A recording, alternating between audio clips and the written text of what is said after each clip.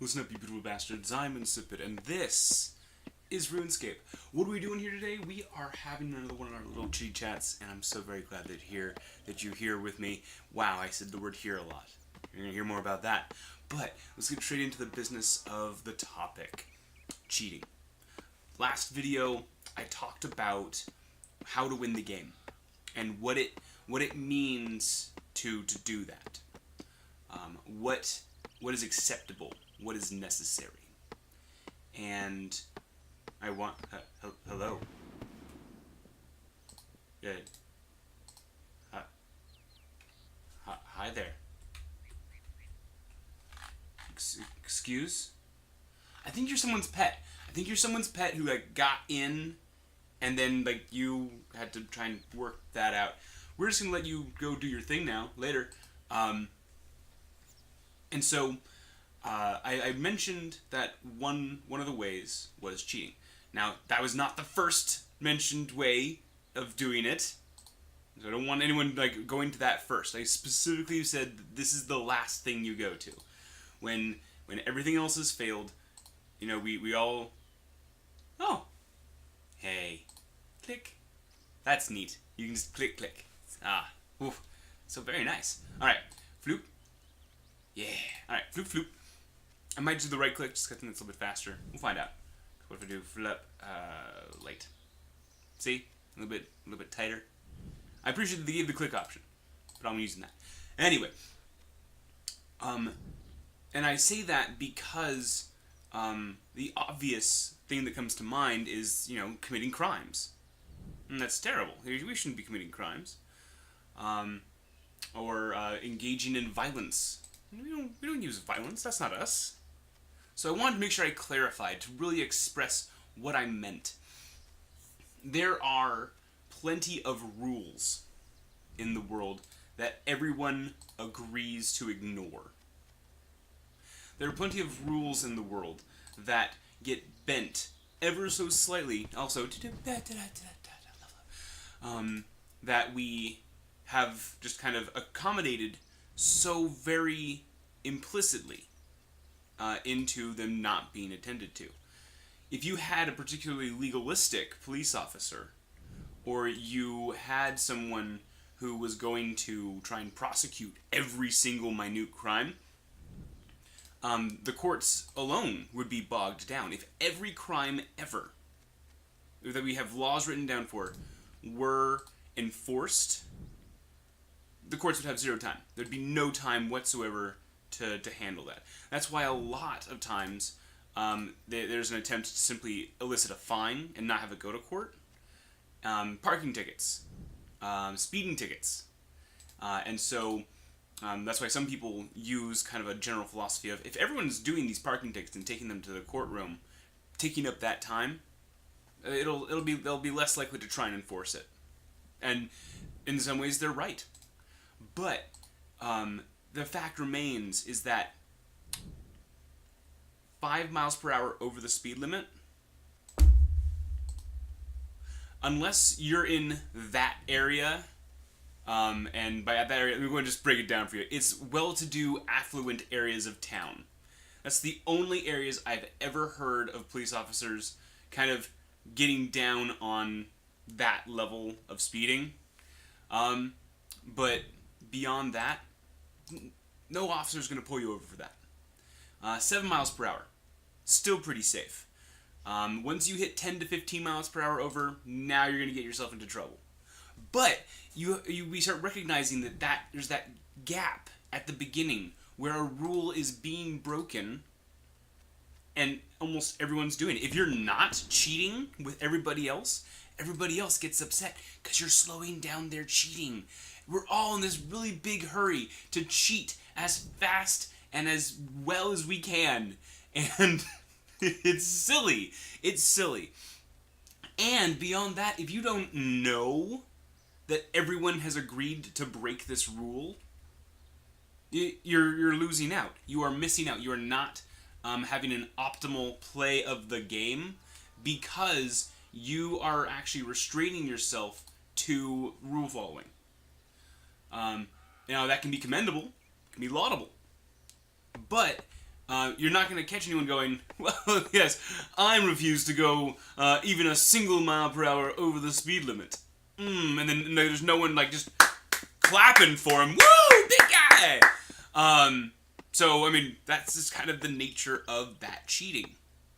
We're all doing it. We all agreed to do it, and we all agreed not to have it be a big deal. It's weird, it's silly, it's confusing at times, because there are so many other circumstances where we are also doing this. Think about the workplace. Think about the difference between practice and policy in any retail minimum wage job.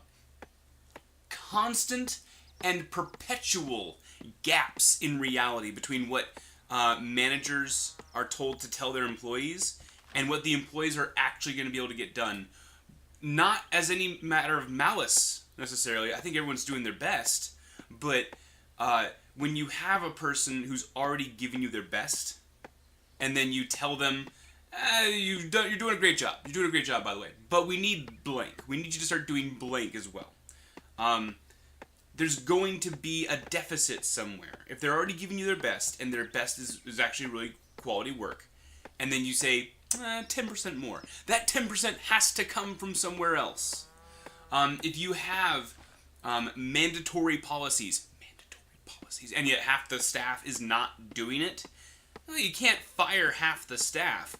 And so it might not be an implicit agreement that half the staff has agreed not to do this thing, but you do have half the staff trying to do this thing. And they look at the other staff not doing it, and it can be very frustrating, it can be very demoralizing. Well, they're cheating. They're actively cheating right now because that's how they are winning their game. That's how they're getting by, getting the job done. And for me personally, I experience that gap with incredible anxiety. My goodness. It feels terrible to be like say, yes, I, company man of the company, by the company, for the company, I have, okay, there's an imp, okay, it's fine, it's cool. I have agreed to do labors for money, and I'm going to take care of y'all. Also, level up. When you tell me I need to do a thing, I'll do it. And what I ask in turn is that you don't ask me to do anything that's impossible. That's all I'm asking. That's all I'm asking.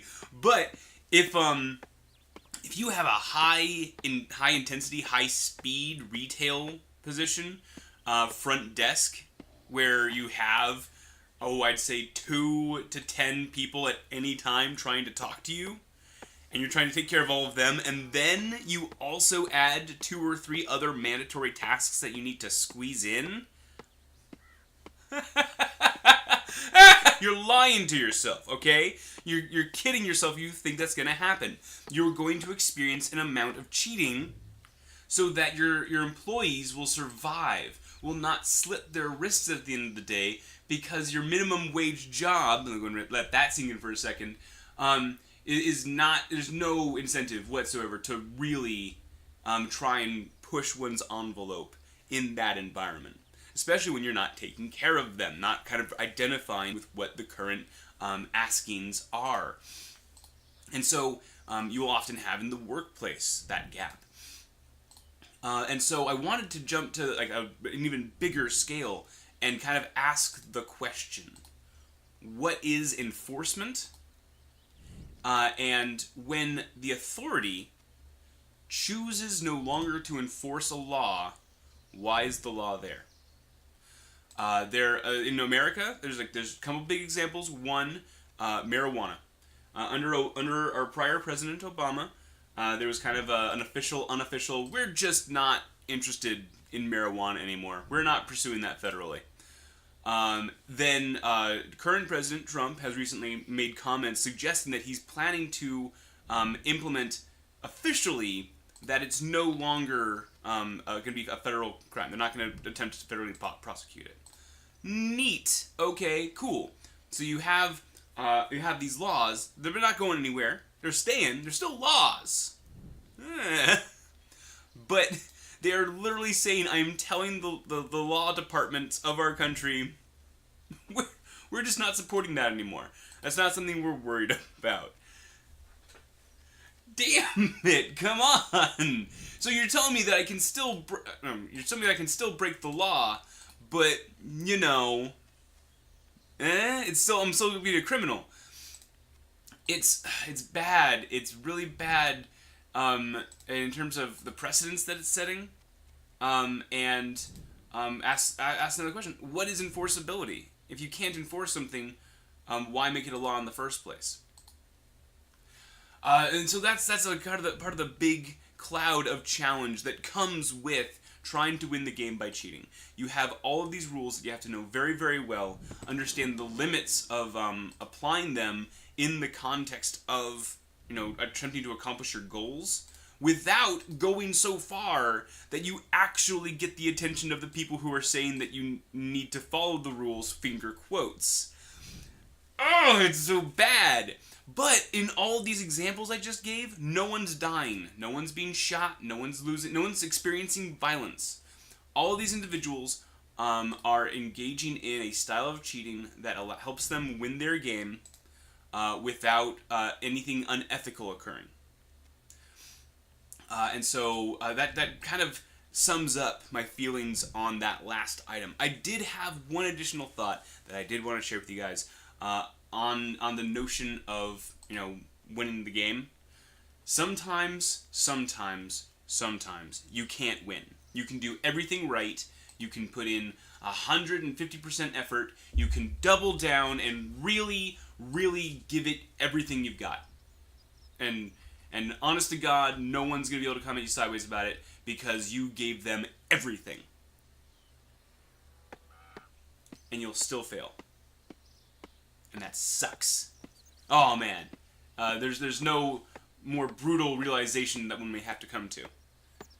And so that's something that we sometimes have to accommodate.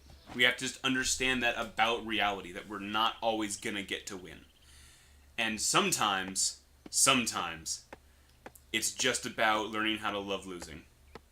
You can lose and still have a good time. There's sometimes the phrasing that life is 10% what happens to you and 90% how you deal with it. If you can take a loss with a smile, you are already halfway back to rebuilding to a place of strength. Ever and always in that situation, keep looking for other games, keep looking for the rules that need modification. Look for new opportunities to cheat if you have to, but you don't have to take a loss sitting down.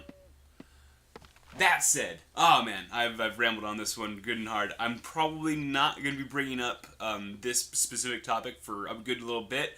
Just give us all some time to think about it, maybe come up with new ideas to add to the notion. But that said, I do need to get on out of here. Thank you very much for joining me today. I've had a lovely time. So many trees died by my beautiful, beautiful hands. And I feel no guilt about it whatsoever. Yeah! That said, it's been real, it's been fun, and catch you guys on the flip side. Take care, everybody.